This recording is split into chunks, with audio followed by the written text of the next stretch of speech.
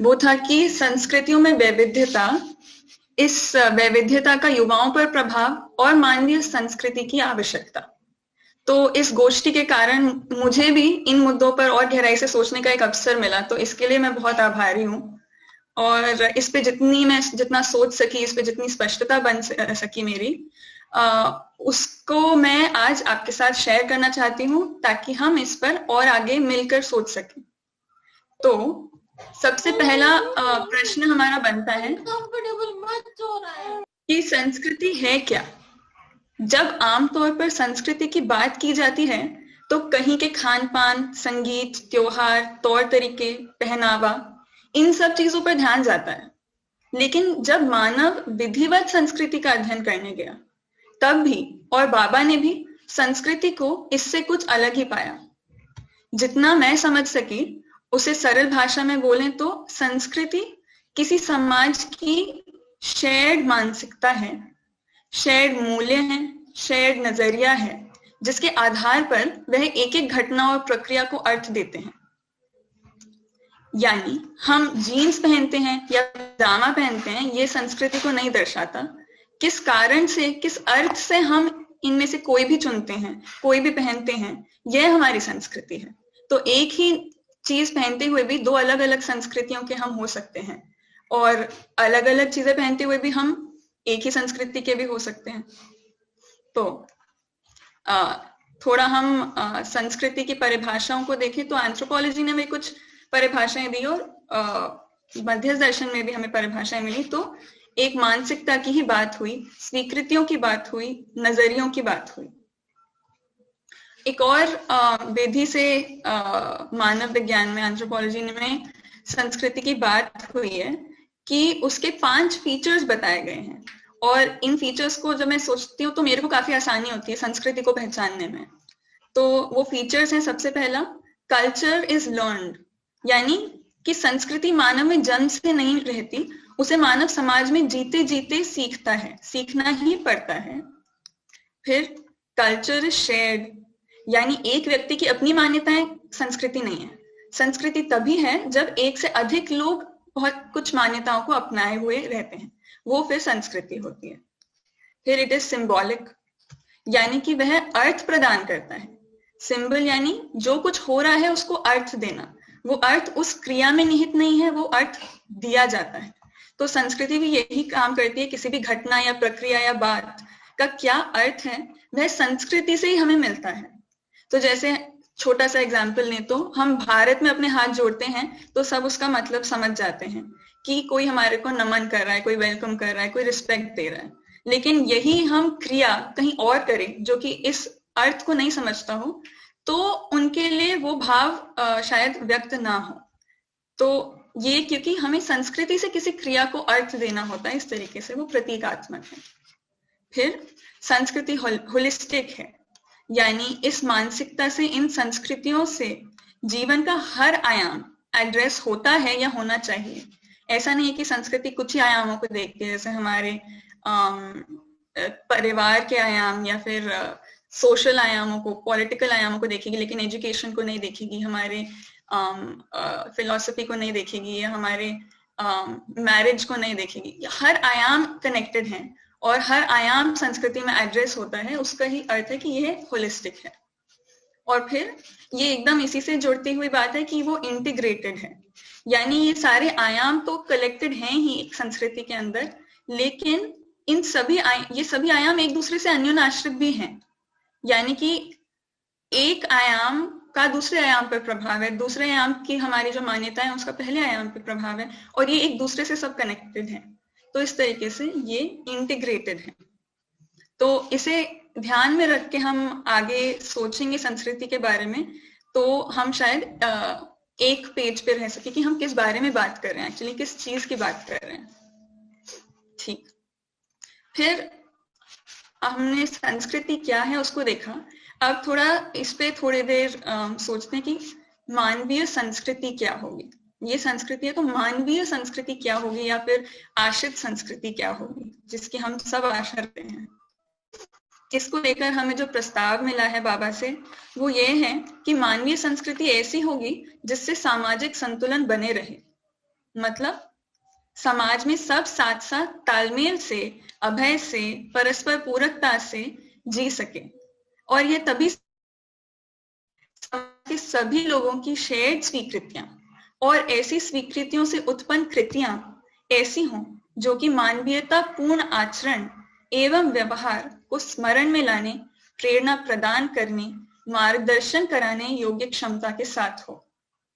मानवीयतापूर्ण आचरण एवं व्यवहार के लिए ये सब होनी जरूरी है। तो मानवीयतापूर्ण आचरण और व्यवहार पे हमें थोड़ा सोचना पड़ेगा कि ये है क्या। ऐसी स्वीकृतियां जो होंगी, जो हमें प्रस्तावित हैं, केवल सामाजिक मूल्यों के आधार पर ही हो सकती हैं, ये भी प्रस्ताव है। ऐसा क्यों है और ऐसा ही कैसे है, इसको समझने के लिए हम वर्तमान स्थिति को थोड़ा और गौर से देखते हैं और इसी के माध्यम से हमें शायद मानवीयतापूर्ण आचरण और व्यवहार क्या होगा, कैसा होगा, उसका भी थोड़ी झलक मिल जाएगी। तो अभी वर्तमान स्थिति है कि संस्कृतियों में बहुत वैविध्यता है। वर्तमान में हम देखते हैं कि धरती के पर पाई जाने वाली संस्कृतियों में बहुत वैविध्यता है।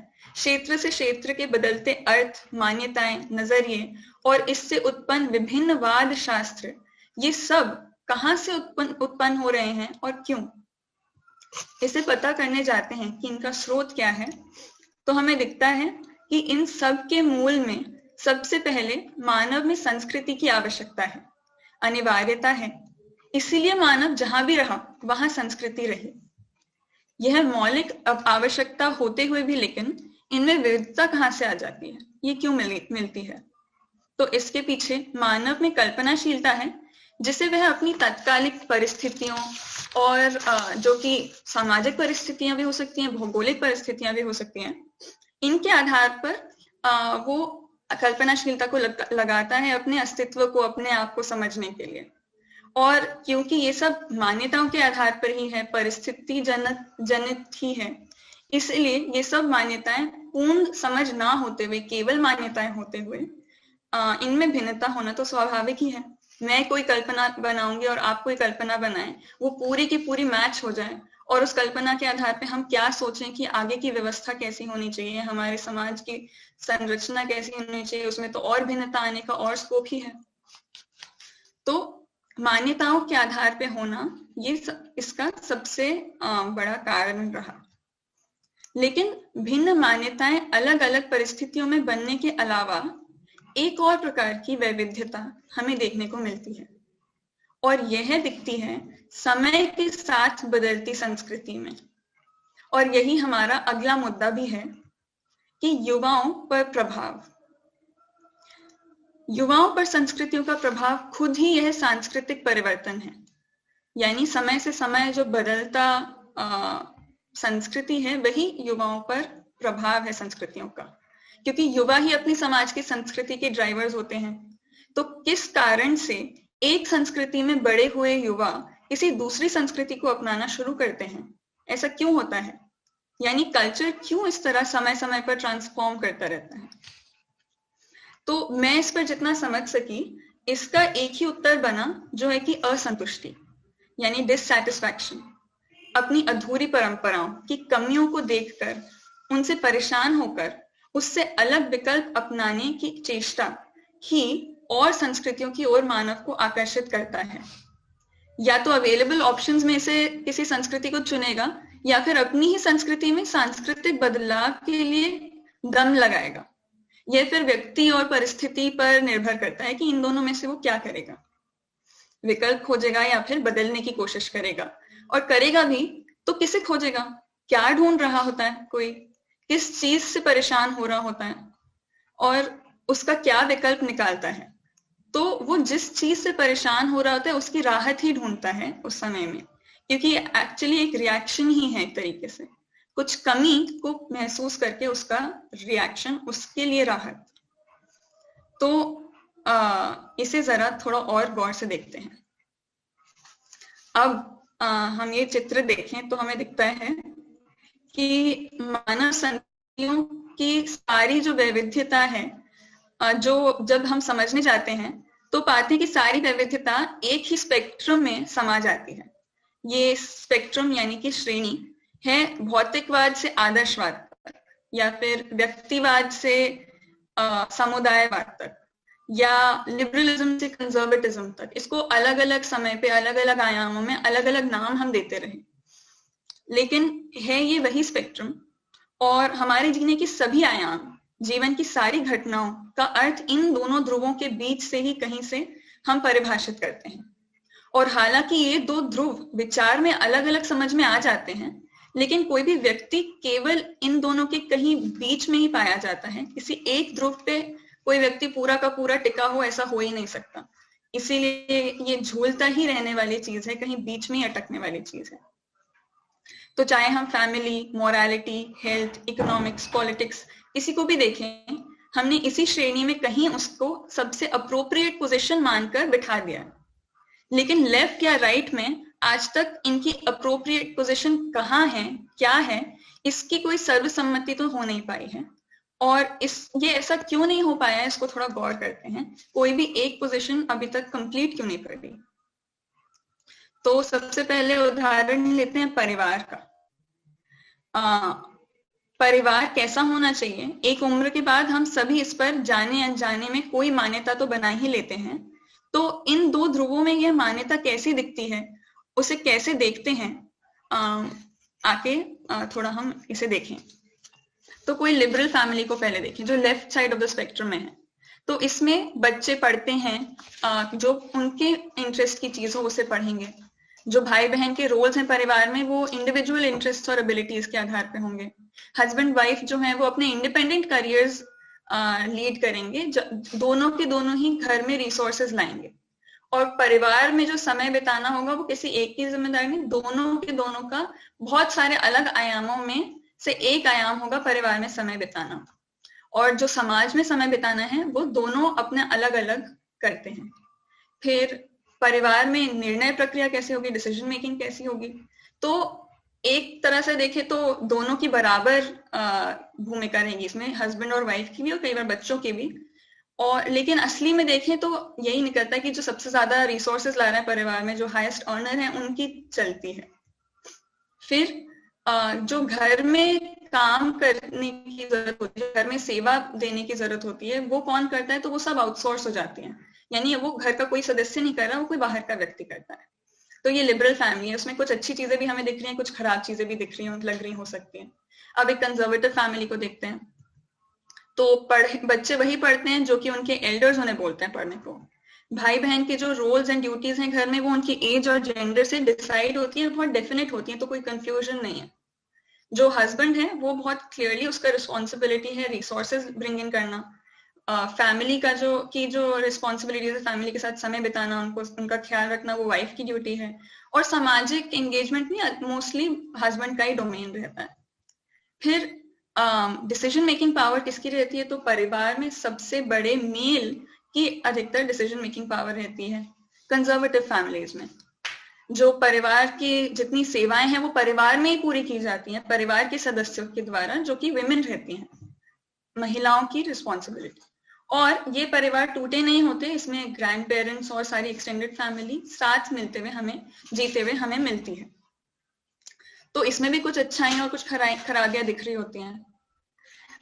इसको थोड़ा और समझने के लिए हम देखें कि इसमें दोनों चीजों में कुछ कुछ अच्छी चीजें जो है हमें पसंद है, लेकिन जो खराब चीजें वो नापसंद भी हैं। और धीरे धीरे करके वो खराब चीजें एक जनरेशन से दूसरे जनरेशन में और कॉन्सेंट्रेट होती हैं, तो कोई परेशान होके दूसरे साइड पे शिफ्ट करने की कोशिश भी कर रहा हो सकता है। एक कंजर्वेटिव से लिबरल या लिबरल से कंजर्वेटिव, डिपेंड करता है किससे वो परेशान हो गया। तो इसमें कल्चर शॉक का एक पर्सनल एग्जाम्पल अगर मैं देना चाहूँ तो मेरे साथ भी सबसे पहला कल्चर शॉक जो प्रॉपरली हुआ इसी दायरे में हुआ था, जब कुछ साल पहले मैंने पहली बार अपने पहचान के सम्मानित लोगों के बीच होते संवादों को सुना, जिसमें किसी के लिए लड़की देखने की बात हो रही थी और कुछ पहचान की बहुओं की तारीफ हो रही थी। तो थ्योरी में तो पहले से पता ही था कि हमारे समाज में इस बारे में कैसे सोचा जाता है, पर सामने होता है तो अलग तरीके का एक्सपीरियंस रहता है। तो जो शौक मुझे लगा वो तब था क्योंकि जो बहू की बात हो रही थी, उसको जो प्रेज मिल रही थी, वो इस बात पे थी कि वह परिवार के लोगों को कितने अच्छे से संभाल लेती हैं, सबकी बात कितने अच्छे से सुनती हैं, घर के सारे कामों को कैसे संभाल लेती हैं। और यहाँ तक कुछ प्रॉब्लम नहीं थी, ये मुझे भी ठीक लगता है कि हाँ, सबके साथ तालमेल से रहना तो अच्छा ही होता है। लेकिन जब बात होने लगी कि और ऐसी बहुएं कैसे ढूंढें, तब मुझे थोड़ा अटपटा लगने लगा, क्योंकि जितनी बात चल रही थी उसमें सबके बीच जो पति पत्नी के बीच की मानसिकता है, स्वीकृतियां हैं, मैत्री है और जीवन को लेकर जो योजनाएं हैं जो बननी होती हैं, इसकी कहीं बात नहीं थी। केवल घर को संभालने वाली बहू की ही बात हो रही थी और उसी क्राइटेरिया पे सारे सिलेक्शन और मूल्यांकन चल रहा था। तो मन में मेरे तब यह आया कि बहु संबंध तो कुछ होता ही नहीं है, यानी हम तो जहां तक हम लोग सब में स्वीकृति अभी मान्यता के रूप में ही बन पाई है, या तो बेटी संबंध होता है या फिर पत्नी संबंध होता है। तो 7 संबंधों में ये बहू के संबंध को निर्वाह करने वाले व्यक्ति को कैसे ढूंढा जा रहा है। तो ऐसे ही ये तो एक तरफ का एक एक्सपीरियंस रहा। दूसरी तरफ पे जब अपने हम उम्र के मित्रों से बात करती हूँ तो वहां उनके ध्यान में ही नहीं रहता कि विवाह केवल 2 इंडिविजुअल्स के बीच में नहीं बल्कि 2 फैमिलीज के बीच में होता है, और उससे संबंधित सारे संबंध हैं वो 2 परिवारों के बीच में रचते हैं। तो ये एक बहुत बड़ा एग्जाम्पल है कि कल्चर्स के बीच में एक मेंटल ब्लॉक जो हो जाता है, हम किसी एक चीज को प्रायोरिटी देते हैं, व्यवस्था को या इंडिपेंडेंस या इंडिविजुअल को। तो ऐसे ही हम और आयामों को भी देखें तो मिलता है कि दोनों एंड्स ऑफ द स्पेक्ट्रम अलग अलग ह्यूमन एस्पेक्ट्स को दूसरे के बदले और वैल्यू देते हैं, फ्रीडम या ऑर्डर, इंडिविजुअल या ग्रुप। यह इसलिए क्योंकि इन दोनों को रिकंसाइल करने का, इन्हें साथ में जी पाने का कोई तरीका ही नहीं मिल पाया अभी तक।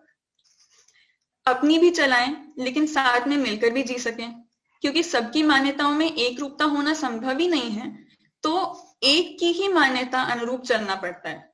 जिसमें भी शक्ति केंद्रित हो जाती है उन्हीं का शासन फिर चलता है, लेकिन कुछ समय तक। और यही है जहां पे कल्चरल चेंज, कल्चरल ट्रांसफॉर्मेशन और युवाओं का और संस्कृतियों से प्रभावित होना आ जाता है, क्योंकि जिसकी चल रही होती है उसकी हमेशा नहीं चल सकती। लोग असंतुष्ट होकर चेंज के लिए कोशिश करेंगे ही। तो यही है एक सार्वभौमिक मानवीय संस्कृति की आवश्यकता। हम व्यक्ति रूप में भी और इतिहास पढ़े तो मानव जाति के रूप में भी कई बार एक से दूसरे ध्रुव तक झूल चुके हैं। चक्कर तो आएंगे ही, और इतना चक्कर खाने के बाद भी संतुष्टि नहीं है। आज भी स्वतंत्रता के लिए संघर्ष है और आज भी कोऑपरेशन की कामना है। सार्वभौम संस्कृति वही होगी जो कि हमें एक हैप्पी मिडिल में बांध सके। तो यही वो हैप्पी मिडिल है, और कैसे हम इसमें बन सके जिसमें इंडिपेंडेंस भी हो और सोसाइटी भी हो, कोएग्जिस्टेंशियलिज्म हो और न्याय हो। तो इसका आधार देखने जाए तो मानव की परिभाषा से ही दिख जाता है कि मानव की परिभाषा मनाकार को साकार करने वाला, मन स्वस्थता का आशावादी।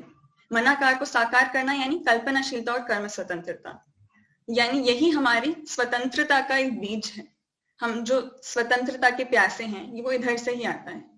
और मन स्वस्थता का आशावादी, तो मन स्वस्थता मानी सुख, सुख मानी समाधान, और समाधान यानी व्यवस्था। तो व्यवस्था का बीज भी हम में ही है। तो हम लिबर्टी भी चाहते हैं, स्वतंत्रता भी चाहते हैं, ऑर्डर भी चाहते हैं, व्यवस्था भी चाहते हैं, और ये दोनों साथ में पूरा चाहते हैं। अधूरा अधूरा, एक ऊपर दूसरा कम से हम कभी संतुष्ट हो ही नहीं पाते। तो ये कैसे होगा, कैसे हम इस ऑर्डर को भी मेंटेन करें और फ्रीडम को भी। तो एक युवाल नोआ हरारी करके एक काफी जाने माने हिस्टोरियन है, उनका कहना है कि कोई भी लार्ज स्केल ह्यूमन कोऑपरेशन यानी व्यवस्था तभी हो सकती है जब सारे के सारे ग्रुप के लोग कॉमन मिथ्स को, कोई भी इमेजिन्ड कॉमन मिथ्स में बिलीव करें। लेकिन इसमें प्रॉब्लम क्या है, मिथ यानी ऐसी चीज जो असली में एग्जिस्ट नहीं करती। तो ये तो यूनिवर्सल हो ही नहीं सकती ना कोई भी मिथ, और कहीं पे भी उसमें स्टेबिलिटी हो ही नहीं सकती। कभी ना कभी तो लोग उससे बोलेंगे हमें नहीं मानना, ये हमारे लिए काम नहीं कर रहा। तो इसका ऑल्टरनेटिव क्या है? इसका ऑल्टरनेटिव यही है कि large scale human cooperation can also be rooted in a common reality that is common for people's understanding. यानी कि हम सब एक कॉमन रियलिटी जो है उसे वैसा का वैसा पहचाने। ये मान्यता नहीं है, जैसा है वो वैसा एक ही तरीके से है, हम सब उसे पहचाने तो इससे हम एक यूनिवर्सलिटी को भी देख पाएंगे, यूनिवर्सल ऑर्डर को भी देख पाएंगे, और इंडिपेंडेंट है, हमारी अपनी अंडरस्टैंडिंग है। तो ये दोनों चीजें इससे इंश्योर हो पाती हैं, और इसके अलावा कोई विकल्प भी नहीं है। क्यों केवल हम अगर सोचें कि केवल मान्यता के आधार पे, रियलिटी की मान्यताओं के आधार पे क्यों नहीं चल सकते? जैसे बाबा ने प्रपोज किया है कि रियलिटी ऐसी है, तो केवल हम उसे मान के क्यों नहीं चल सकते? हमें जानने की क्या जरूरत है? तो जब तक हमने जाना नहीं है तब तक हमारे केवल मत हैं, उसकी अप्रोक्सीमेशन है, हम असली में नहीं समझे, अभी तक मान्यता ही है। और मान्यता कभी बराबर नहीं हो सकती, तो मतभेद होंगे ही। फिर जब अगर हम कार्यक्रम में भी जुड़ेंगे तो कार्यक्रमों में तो निर्णय लेने ही पड़ते हैं, और निर्णय हमारे मतों के आधार पर ही होते हैं। तो इसके कारण, बहुत सारे मत होने के कारण, ये मतभेद और गहराएंगे। फिर किसका मत चलेगा? तो सत्ता के जो मौजूद केंद्र हैं किसी भी आधार पे, उनका ही मत चलेगा। और इससे क्या होगा कि या तो शासन होगी और कट्टरता बढ़ेगी और इससे समुदायवाद बढ़ेगा, या फिर लोग अपने अपने रास्ते चले जाएंगे, आप अपना करो हम अपना करेंगे, और बेसिकली ये सब पूरा जो समुदाय है वो डिसइंटीग्रेट हो जाएगा। और जो लेफ्ट साइड पे चल रहा है दबाव एवं आज्ञा पालन सहित रूढ़िवाद बढ़ेगा, तो उसके प्रति नेचुरली थोड़े समय के बाद द्रोह भी बढ़ेगा, और मतलब वही एक तरीके से द्रोह हुआ, और उस द्रोह के रिएक्शन में विद्रोह भी बढ़ेगा। और अगर यहाँ पे बिखराव होता है राइट साइड पे, तो मतलब व्यक्तिवादिता में फिर से चले जाते हैं, तो फिर उससे निराशा और आक्रोश होगा।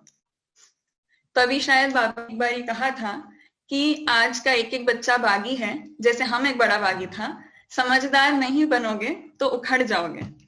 तो विद्रोह तो होना ही अगर हम समझेंगे नहीं। और ये सारी की सारी बातें जो हैं, ये एक यूनिवर्सल आधारों पर ही रूटेड हैं। समझ हम तभी सकते हैं जब कोई हमारे पास स्थायी आधार हो, और बाकी सारी चीजों में वैविध्यता हो सकती है। शिष्टता में वैविध्यता होना होगा ही, क्योंकि देश काल अलग अलग होती हैं, तो शिष्टताएं अलग हो सकती हैं। लेकिन जो हमारे स्थापित संबंध हैं, उनके स्थापित मूल्य हैं, और उसके आधार पे जो हम अर्थ को उन मूल्यों की आवश्यकताओं को पूरा करने के लिए समर्पित करते हैं, वो स्थायी हैं।